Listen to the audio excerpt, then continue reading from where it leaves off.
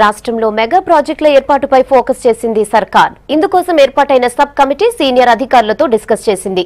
పొరుగు రాష్ట్రాల్లో మెగా ప్రాజెక్టులకు ఇస్తున్న పన్ను రాయితీలు, ప్రభుత్వ మద్దతుపైన అధ్యయనం చేయాలని అధికారులను ఆదేశించింది సబ్ కమిటీ.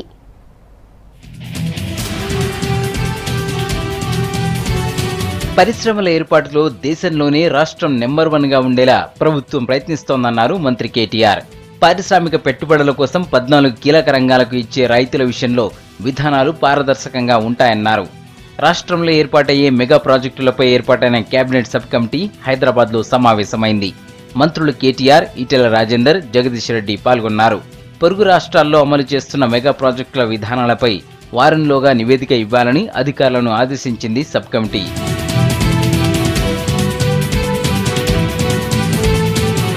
మెగా ప్రాజెక్టుల ద్వారా రాష్ట్రానికి మరిన్ని పెట్టుబడులు, ఉద్యోగాలు వచ్చేలా ప్రభుత్వ విధానం ఉండాలని అధికారులకు సూచించింది సబ్ కమిటీ. ఇప్పటికే ఇండస్ట్రియల్ పాలసీతో మెగా ప్రాజెక్టులకు ప్రత్యేకమైన ప్యాకేజ్ ఇస్తున్నామన్న మంత్రులు పరిశ్రమ వర్గాలు కోరుకుంటున్న అంశాలపై చర్చించి రిపోర్ట్ ఇవ్వాలని ఆదేశించారు. పరిశ్రమల పురోగతిని బట్టి నిబంధనల మేరకు రాయితీలుంటాయని సబ్ కమిటీ తెలిపింది.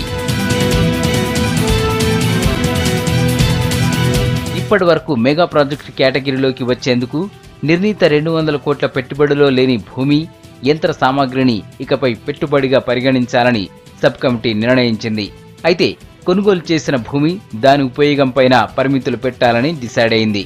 త్వరలోనే జీఎస్టీ అమల్లోకి రానుండడంతో పరిశ్రమల నుంచి వస్తున్న వ్యాట్ రియంబర్స్మెంట్ డిమాండ్ల పరిశీలనను, జీఎస్టీ విధానాన్ని పరిగణలోకి తీసుకోవాలని నిర్ణయించింది. రాష్ట్రంలో ఉన్న పరిశ్రమల భూములతో అట్లాస్ తయారు చేసి దాన్ని జియో మ్యాపింగ్ చేయాలన్నారు. దాంతో భవిష్యత్తులో పరిశ్రమల ఏర్పాటుకు చర్యలు తీసుకునేందుకు అవకాశం ఉంటుందన్నారు మంత్రులు. ప్రస్తుతం హెచ్ఎండిఏ పరిధిలో టీఎస్ఐఎస్ఎస్ దగ్గరున్న పారిశ్రామిక స్థలాల అట్లాస్ను వారంలోపు ఇవ్వాలని అధికారులను ఆదేశించింది సబ్ కమిటీ. నిబంధనల ప్రకారం రాయితీలు ఇవ్వని జాబితా నుంచి సోలార్, ప్రత్యామ్నాయ ఇంధన వనరుల ప్లాంట్లను మినహాయించాలని నిర్ణయించింది సబ్ కమిటీ. సోలార్ ప్లాంట్లకు ఇచ్చే స్టాంప్ డ్యూటీ రాయితీలను పీపీఎల్లో సర్దుబాటు చేసే అంశాన్ని పరిశీలించాలని కోరింది. కొత్త పరిశ్రమలతో స్థానికులకు ఉద్యోగాలు కల్పిస్తే అదనపు ప్రోత్సాహకాలు ఇచ్చే విషయాన్ని అధ్యయనం చేయాలని అధికారులకు సూచించారు మంత్రులు.